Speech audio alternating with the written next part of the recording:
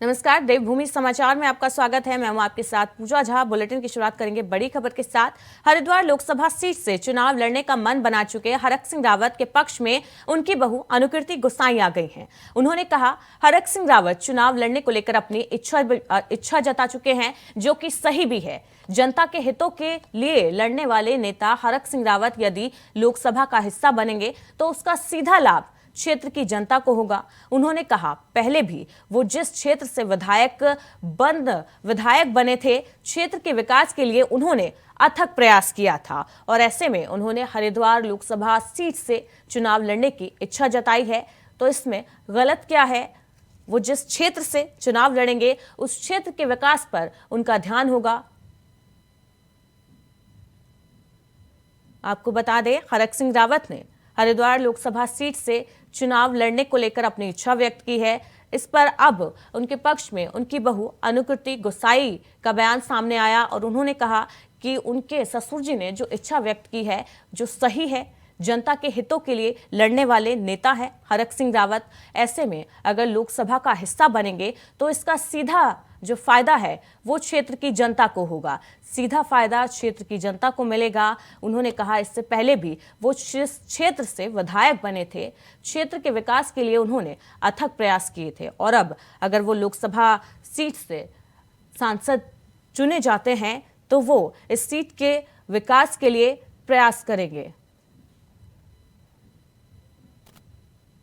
देखिए, अगर आप पिताजी के बयानों को, डॉक्टर हरक सिंह रावत जी के बयानों को ढंग से सुनेंगे तो पिताजी ने कहीं ये नहीं कहा कि मैं चुनाव लड़ूंगा। उन्होंने कहा है कि मैं 2024 का चुनाव लड़ना चाहता हूं और कहां से लड़ूंगा ये ऐसा कुछ उन्होंने कहा नहीं है। उन्होंने कहा कि अगर मैं लड़ना चाहता हूं, मैंने ये इच्छा जाहिर की है।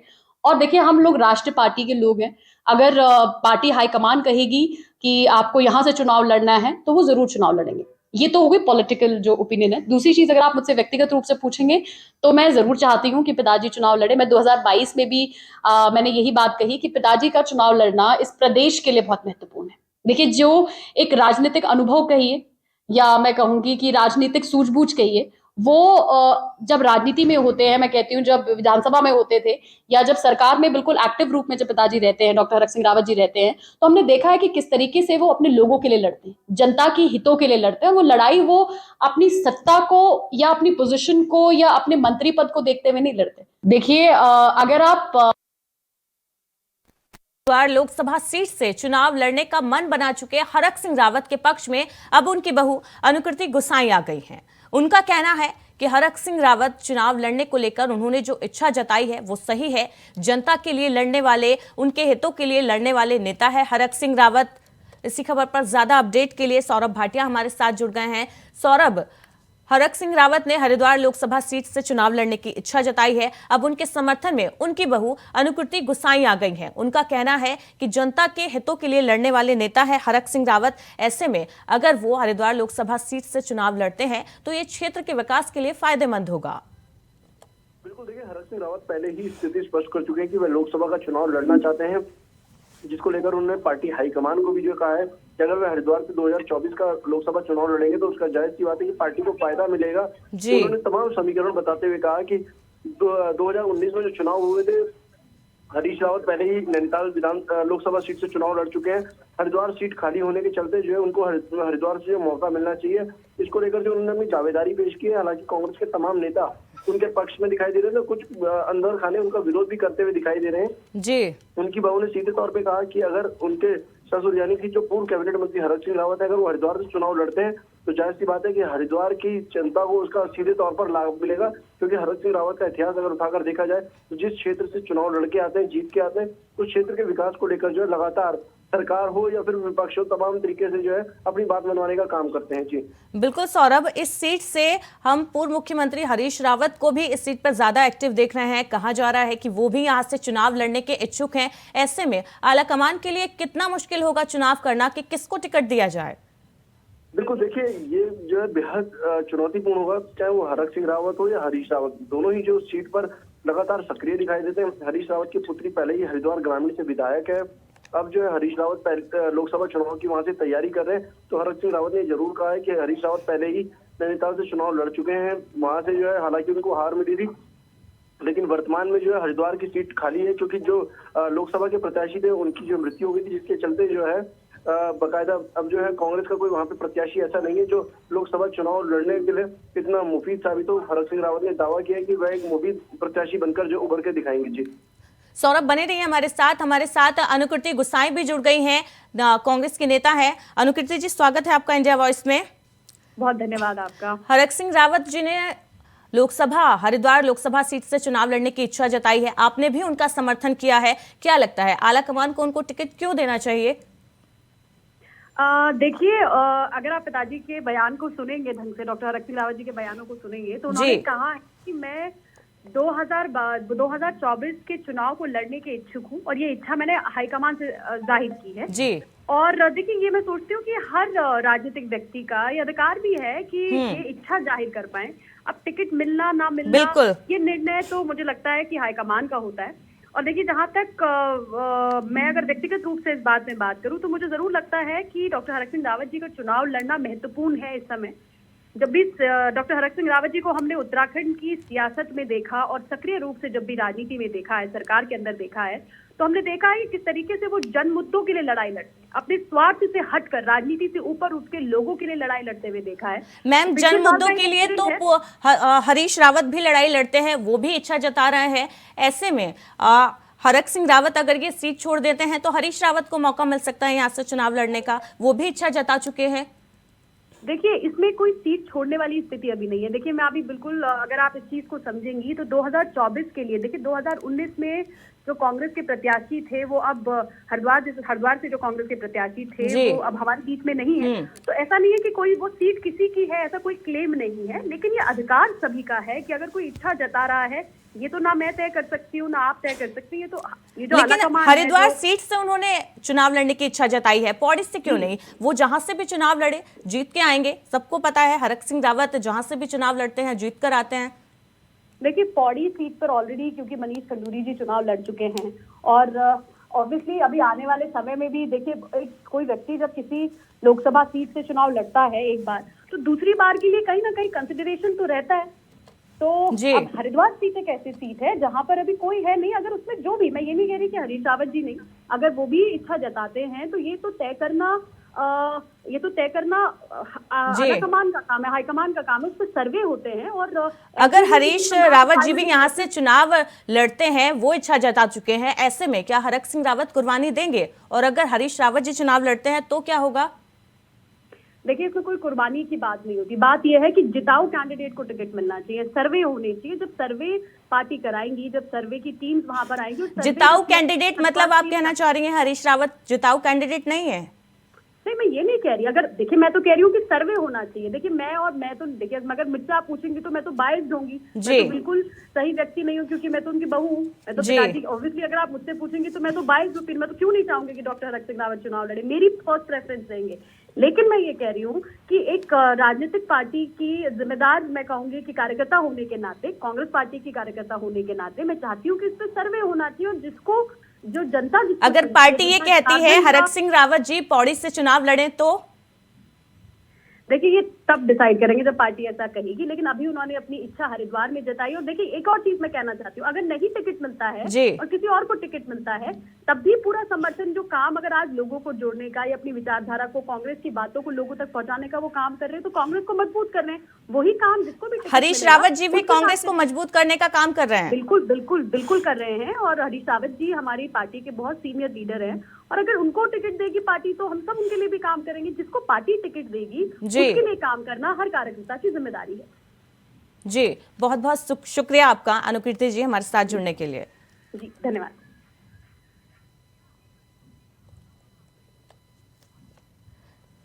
सौरभ, आपको हमारी आवाज मिल रही है?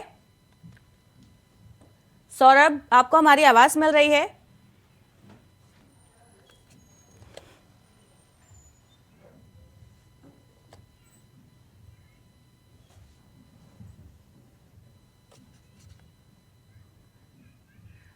सीमावर्ती गांव में पलायन रोकने और बेहतर तरीके से आजीविका मुहैया कराने के लिए केंद्र सरकार ने वाइब्रेंट विलेज योजना की शुरुआत की। इस योजना से पलायन रोकने में मदद मिलेगी और इसके साथ ही सीमावर्ती क्षेत्रों की सुरक्षा को भी मजबूत किया जा सकेगा। मुख्यमंत्री पुष्कर सिंह धामी ने कहा, वाइब्रेंट विलेज के लिए उत्तराखंड के 4 गांवों का चयन किया। पिछले दिनों हुए कैबिनेट बैठक में उसकी वित्तीय मंजूरी के लिए प्रस्ताव पास किया गया है। इससे बुनियादी सुविधाओं का विकास होगा, हमारी सीमावर्ती क्षेत्रों को लाभ मिलेगा। मुख्यमंत्री पुष्कर सिंह धामी ने प्रधानमंत्री नरेंद्र मोदी का आभार जताया और उन्होंने कहा, सीमांत लोगों को आगे आने का एक मार्ग प्रशस्त किया है।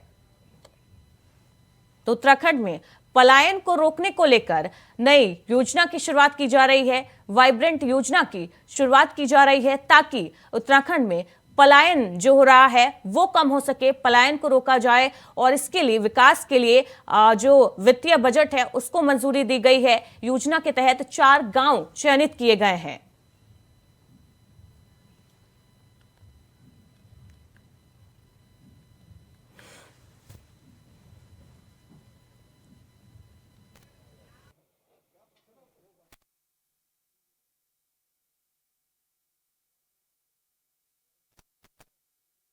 से ये बहुत बड़ी योजना है। इतने सारे जो गांव, जो पहले गांव जो हमारे हैं, उन सभी गांवों को विकास की दृष्टि से सभी को आगे आने का अवसर मिलेगा। वहाँ पर जो बुनियादी सुविधाएं हैं उन सुविधाओं का विकास होगा और उत्तराखंड राज्य के भी 4 गांव इसमें सम्मिलित किए जाएंगे। 4 गांवों को उसका सीधा सीधा लाभ मिलेगा, हमारे भी सीमांत क्षेत्रों को लाभ मिलेगा। मैं माननीय प्रधानमंत्री जी का धन्यवाद देता हूं कि उन्होंने वाइब्रेंट विलेज की ये योजना को सीधे सीधे धरातल पर उतारने का काम किया है और सीमांत के लोगों को आगे आने का एक राह, उनकी मार्ग प्रशस्त किया है। पूरे युवा कांग्रेस के प्रदेश उपाध्यक्ष विनीत प्रसाद भट्ट ने कांग्रेस मुख्यालय में प्रेस कॉन्फ्रेंस की। इस दौरान उन्होंने सरकार पर जमकर हमला बोला। उन्होंने कहा कि सरकार की दमनकारी नीतियों के खिलाफ 21 फरवरी को राष्ट्रीय अध्यक्ष बीवी श्रीनिवास के नेतृत्व में सीएम आवास का घेराव किया जाएगा। युवा कांग्रेस की 2 मांगे हैं। पहली, भर्ती घोटाले की सीबीआई से जांच कराई जाए और दूसरी, बेरोजगार आंदोलनकारियों पर लगे मुकदमों को सरकार वापस ले। तो युवा कांग्रेस ने बड़ा ऐलान किया है, 21 फरवरी को सीएम आवास का घेराव करेंगे। युवा कांग्रेस के कार्यकर्ता 2 मेन मांगे हैं इनकी। एक तो पहला, भर्ती घोटाले की सीबीआई से जांच कराई जाए और दूसरा, आंदोलनकारी जो युवा हैं उन पर जो मुकदमे दर्ज किए गए हैं पुलिस की तरफ से वो सभी मुकदमे वापस हों। इसको लेकर अब युवा कांग्रेस ने हल्ला बोल का ऐलान किया है। 21 फरवरी को सीएम आवास का घेराव किया जाएगा। सरकारी नौकरी भर्ती परीक्षाओं के घोटाले की सीबीआई जांच की मांग को लेकर एवं बेरोजगार युवाओं पर दर्ज झूठे मुकदमे वापस लेने की मांग को लेकर आगामी 21 फरवरी को युवा कांग्रेस के राष्ट्रीय अध्यक्ष श्रीनिवास जी के नेतृत्व में पूरे प्रदेश से युवा कांग्रेस आकर मुख्यमंत्री जो ये युवा विरोधी सरकार है उसके खिलाफ आवाज बुलंद करने का काम करेंगे। सरकारी नौकरी भर्ती परीक्षाओं के घोटाले की फिलहाल एक छोटे से ब्रेक के लिए रुक रहे हैं, जल्द लौटेंगे। वहीं हरिद्वार में दबाई गई दवाओं को लेकर स्वास्थ्य विभाग ने सख्त रुख अख्तियार किया है। मामले में शासन प्रशासन ने कार्रवाई करते हुए डॉक्टर, वार्ड बॉय समेत अज्ञात लोगों के खिलाफ मुकदमा दर्ज कर लिया। साथ ही मामले की विभागीय जांच जारी है। राज्य में दवाओं की खरीद खपत की सही जानकारी को लेकर भी स्वास्थ्य विभाग अब जांच में जुट गया है। तो हरिद्वार में कुछ दिन पहले दवाइयों के दबाने का मामला सामने आया था, जिस पर प्रशासन ने अब संज्ञान में लेकर कार्रवाई की। शासन के आदेश पर अब मुकदमा दर्ज हुआ है। डॉक्टर पर, आरोपी वार्ड बॉय पर, इन सभी पर मुकदमा दर्ज हुआ है। अज्ञात लोगों के खिलाफ भी मुकदमा दर्ज किया है। साथ ही इस पूरे मामले की जांच जारी है। वहीं विभाग भी दवाओं की खपत और उनके सही इस्तेमाल को लेकर अब जांच कर रहा है।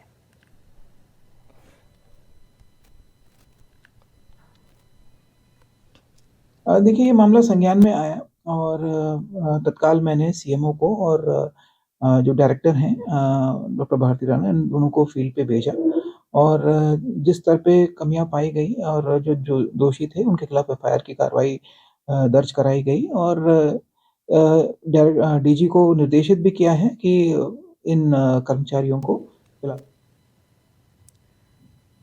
तो हरिद्वार में कुछ दिन पहले दवाइयों को दबाने का मामला सामने आया था, जिस पर अब संज्ञान लिया गया है विभाग द्वारा भी, प्रशासन द्वारा, और इस मामले में आरोपी डॉक्टर वार्ड बॉय पर केस दर्ज किया गया है। साथ ही कुछ अज्ञात लोगों के खिलाफ भी मुकदमा दर्ज किया है। हरिद्वार में दबाई गई दवाओं को लेकर स्वास्थ्य विभाग ने अब सख्त रुख अख्तियार किया है। शासन प्रशासन ने कार्रवाई करते हुए आरोपी डॉक्टर वार्ड बॉय समेत अज्ञात लोगों के खिलाफ मुकदमा दर्ज किया। ज्यादा अपडेट के लिए सौरभ भाटिया हमारे साथ जुड़ गए हैं। सौरभ, हरिद्वार में कुछ दिन पहले मामला सामने आया था जहां पर सरकारी दवाइयों को दबा दिया गया था, उनको जला दिया गया था। इस मामले में अब स्वास्थ्य विभाग ने एक्शन लिया है और आरोपी डॉक्टर और वार्ड बॉय पर केस दर्ज किया गया है। क्या कुछ अपडेट है? बिल्कुल, देखिए, पिछले दिनों हरिद्वार में सरकारी दवाओं को दबाने का मामला सामने आया था, जिसे इंडिया वॉइस ने प्रमुखता के साथ दिखाया था, जिसके बाद जो है शासन प्रशासन एक्शन में आया। बकायदा शासन की ओर से सचिव स्वास्थ्य के द्वारा सीएमओ को जो है सख्त निर्देश दिए गए थे, जिनकी लापरवाही जिनके द्वारा की गई है उन लोगों के खिलाफ सख्त से सख्त कार्रवाई करते हुए मुकदमा दर्ज करवाया जाए। उसी के फलस्वरूप जो है डिप्टी सीएमओ के द्वारा बकायदा एक डॉक्टर, एक वार्ड बॉय और एक अज्ञात व्यक्ति के खिलाफ मुकदमा दर्ज कराया गया, जिनके खिलाफ जो है पुलिस में अब बड़ी कार्रवाई होने की तैयारी भी हो रही है। हालांकि जो पुलिस के स्तर से जांच हो रही थी उसको जो है अभी मूर्त रूप नहीं मिला है। पुलिस भी इस पूरे मामले में जांच कर रही है कि आखिरकार किन लोगों के द्वारा इस दवाई को फेंका गया था और कौन कौन लोग जो इसमें शामिल थे। जी बिल्कुल सौरभ, आरोपियों से जब पूछताछ की गई तब क्या सामने आया? क्यों इन दवाइयों को दबाया गया था? क्या ये एक्सपायरिंग थी या फिर ये खराब थी?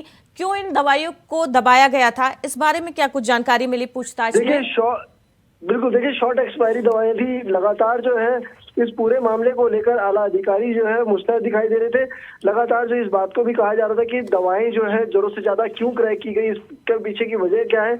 इन तमाम चीजों को देखते हुए बकायदा अधिकारियों ने इस पूरे मामले का संज्ञान लिया और आनंद फानंद में ही जो है संबंधित लोगों के खिलाफ मुकदमा भी दर्ज करा दिया। आगे की जांच जो अभी गतिमान है, क्योंकि स्वास्थ्य महानिदेशक को विस्तृत जांच करने के लिए कहा है। स्वास्थ्य विभाग की एक टीम बकायदा हरिद्वार में डेरा डाले हुए जो बकायदा पूरी जांच पड़ताल कर रही है। आगे की कार्रवाई जो और अमल में लाई जाएगी जब जो है जांच पूरी हो जाती है। जी बिल्कुल, देखना होगा अब आगे क्या कुछ कार्रवाई आरोपी डॉक्टर वार्ड बॉय के खिलाफ की जाती है। बहुत बहुत शुक्रिया इस अपडेट के लिए आपका। वहीं हरिद्वार में हर की पौड़ी पर हर साल करोड़ों श्रद्धालु गंगा स्नान के लिए पहुंचते हैं। राज्य में सरकार हर की पौड़ी को श्रद्धालुओं के लिए और सुविधाजनक और सुगम बनाने की ओर काम कर रही है। बुधवार को कैबिनेट बैठक में काशी विश्वनाथ कॉरिडोर और महाकाल कॉरिडोर की तर्ज पर हर की पौड़ी के विस्तारीकरण और सौंदर्यीकरण की योजना पर मोहर लगी है। मुख्यमंत्री पुष्कर सिंह धामी ने जानकारी देते हुए बताया कि हर की पौड़ी को श्रद्धालुओं के लिए सुगम और बेहतर बनाने की ओर से काम किया जा रहा है। जल्दी इस पर काम शुरू किया जाएगा। तो हरिद्वार में हर की पौड़ी का विकास होना है। काशी विश्वनाथ कॉरिडोर की तर्ज पर हर की पौड़ी का विस्तारीकरण किया जाएगा, विकास किया जाएगा। कैबिनेट बैठक में प्रस्ताव पर मोहर लग चुकी है। मैं माननीय प्रधानमंत्री जी का धन्यवाद करता हूं कि प्रधानमंत्री जी ने काशी कॉरिडोर बनाया और दिव्य काशी और भव्य काशी आज एक नया स्वरूप ले चुका है, जहां पर भगवान बाबा विश्वनाथ जी के मंदिर में जाने का एक छोटा सा सकरा सा रास्ता होता था, आज वो पूरा हाईवे का रूप ले चुका है। कोई शिव भक्त गंगा जी का जल लेकर महादेव जी को चढ़ाना चाहता था तो चढ़ा नहीं पाता था, वह भी अब रास्ता सीधे ही प्रशस्त हो गया है। उसी प्रकार से महाकाल लोक बनकर देश की जनता को समर्पित हो चुका है, क्योंकि माँ गंगा का तट हरिद्वार यह भी जो है एक हमारा मैं कहूँ कि विश्वव्यापी स्थान है। इसका भी एक कॉरिडोर बनना चाहिए। उसके लिए हम लोगों ने कल कैबिनेट से इसका प्रस्ताव पारित किया है कि निकट भविष्य में हमको उसी तर्ज पर गंगा जी का ये तट, ये धर्म नगरी और मैं कहूँ माया नगरी हरिद्वार भी उसी तर्ज पर विकसित हो, उसके लिए हम लोग आगे प्रयास करेंगे। वहीं देहरादून में कांग्रेस ने मशाल जुलूस निकालकर बीजेपी सरकार का विरोध जताया। आपको बता दें, परीक्षाओं में हुई धांधली, बेरोजगार युवाओं का उत्पीड़न और अब तक सीबीआई जांच न होने को लेकर ये मशाल जुलूस निकाला गया। कांग्रेस प्रदेश अध्यक्ष करण मारा ने कहा, पार्टी जनहित के मुद्दों को सदैव उठाने का काम करती है और आगे भी करती रहेगी। इसी कड़ी में कांग्रेस ने ये मशाल जुलूस निकाला है और सरकार के खिलाफ जमकर नारेबाजी की गई। युवाओं पर हुए लाठीचार्ज और परीक्षाओं में धांधली के विरोध में कांग्रेस कार्यकर्ताओं ने प्रदेश भर में मशाल जुलूस निकाला। हाथों में मशाल लेकर सरकार के खिलाफ जमकर नारेबाजी की। कांग्रेस प्रदेश अध्यक्ष करण माहरा इस जुलूस में शामिल हुए और सरकार के खिलाफ हल्ला बोल किया। करण माहरा ने कहा कि कांग्रेस हमेशा युवाओं के साथ है, उनकी आवाज को दबाने का काम किया जा रहा है सरकार में, लेकिन जिस तरीके से पैरवी करने के लिए बड़े बड़े ऑफिसर आ रहे थे, ये हमारे लिए चिंता का विषय है। ऐसा हमने आज तक नहीं देखा। जिस तरीके का कोर्ट में आज नज़ारा था, जिस स्तर के अधिकारी वहाँ थे, ऐसा किसी संगीन अपराधी के लिए भी कोई नहीं आता है। इस तरीके की स्थिति थी और इस लड़ाई को हम गाँव तक लेके जाएंगे। अभी हमने शिवरात्रि के दिन भोले बाबा के यहाँ जलाभिषेक करने का निर्णय लिया है। सारे कार्यकर्ता अपने अपने इलाकों में जलाभिषेक करके इनकी बुद्धि शुद्धि की भी मांग करेंगे और भोलेनाथ से प्रार्थना करेंगे कि जो सरकार सीबीआई जांच से बच रही है, इनको सीबीआई जांच करानी पड़े। अंकिता मर्डर केस में वीआईपी का नाम सामने आ सके और भर्ती घोटालों में उस सफ़ेदपोश का नाम सामने आ सके जिसका नाम लिए बिना इशारों में एस राजू ने ये कहा था अध्यक्ष जी ने इस्तीफा देते समय कि कोई सफ़ेदपोश नेता मुझे जांच से रोक रहे हैं, इसलिए मैं इस्तीफा दे रहा हूं। तो उस सफ़ेदपोश नेता तक ये जांच जाए, ऐसा हमारी इच्छा है, क्योंकि मुझे लगता है कि सरकार इसलिए सीबीआई जांच नहीं करने देना चाहती कि हाकम सिंह या इनके मंडल अध्यक्ष या इनके जो कार्यकर्ता पकड़े गए हैं, कहीं वो अपने आका का या अपने को संरक्षण देने वाले सफ़ेदपोश नेता का नाम सीबीआई के सामने या हाई कोर्ट के वहीं आगामी निकाय चुनाव में ओबीसी आरक्षण की स्थिति के संबंध में होने वाले 2022 और 23 के सर्वे के लिए एकल समर्पण आयोग का गठन किया गया। उसी के तहत गुरुवार को डोईवाला नगर पालिका परिसर में पालिका के सभी 20 वार्डों के बीएलओ और आंगनवाड़ी महिला कार्यकर्ताओं के साथ नगर पालिका और तहसील प्रशासन ने बैठक की। सभी बीएलओ को प्रशिक्षण देकर बताया गया कि कैसे सभी बीएलओ को घर घर जाकर ओबीसी की गणना करनी है। तो नगर पालिकाओं और त्रिस्तरीय पंचायतों में ओबीसी आरक्षण की स्थिति क्या रहेगी, इसके संबंध में शासन द्वारा एकल समर्पित आयोग का गठन किया गया है और एकल समर्पित आयोग द्वारा जो दिशा निर्देश जारी किए गए उसी के तहत नगर पालिका परिषद डोईवाला में कितने ओबीसी लोग हैं उसी के संबंध में बृहद सर्वेक्षण की कार्रवाई की जा रही है। उत्तराखंड के चमोली में जमकर बर्फबारी हुई। इस बर्फबारी में हेमकुंड साहिब बर्फ की सफेद चादर में ढका हुआ नजर आया। हेमकुंड साहिब में करीब 3 से 5 फीट तक बर्फ जमी हुई नजर आई। पर्यटकों के चेहरे इस बर्फबारी से खिल उठे हैं। वहीं घांगरिया में भी बर्फ से सभी जो पहाड़ थे बर्फ से ढके हुए नजर आए। घांगरिया में 2 से 2.5 फीट तक बर्फ जम गई है। पर्यटक बर्फबारी का लुत्फ उठाने के लिए पहुंच रहे हैं। मौसम के इस बदले मिजाज ने पर्यटकों के चेहरे पर मुस्कान ला दी है। तो हेमकुंड साहिब में बर्फ की सफेद चादर बिछी हुई नजर आई। 3 से 5 फीट तक सिर्फ बर्फ ही बर्फ वहां पर जम गई है। घांगरिया में भी बर्फबारी जमकर हुई है। 2 से 2.5 फीट तक बर्फ ढकी हुई वहां पर नजर आई। पर्यटक ऐसे में लुत्फ उठाने के लिए पहुंच रहे हैं।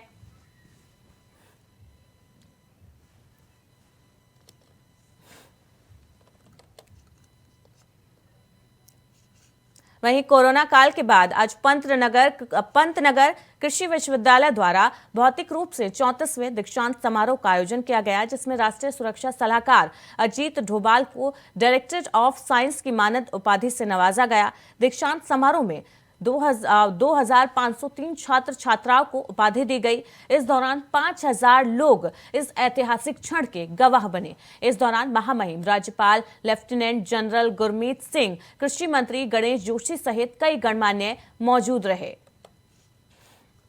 तो पंतनगर में आज कृषि विश्वविद्यालय का 34वां दीक्षांत समारोह था। एनएसए अजीत डोभाल यहां पर शामिल हुए, सम्मानित किया गया। डॉक्टरेट ऑफ साइंस की उपाधि से उनको नवाजा गया। देवभूमि समाचार में फिलहाल इतना ही। लगातार खबरों के लिए देखते रहिए इंडिया वॉइस।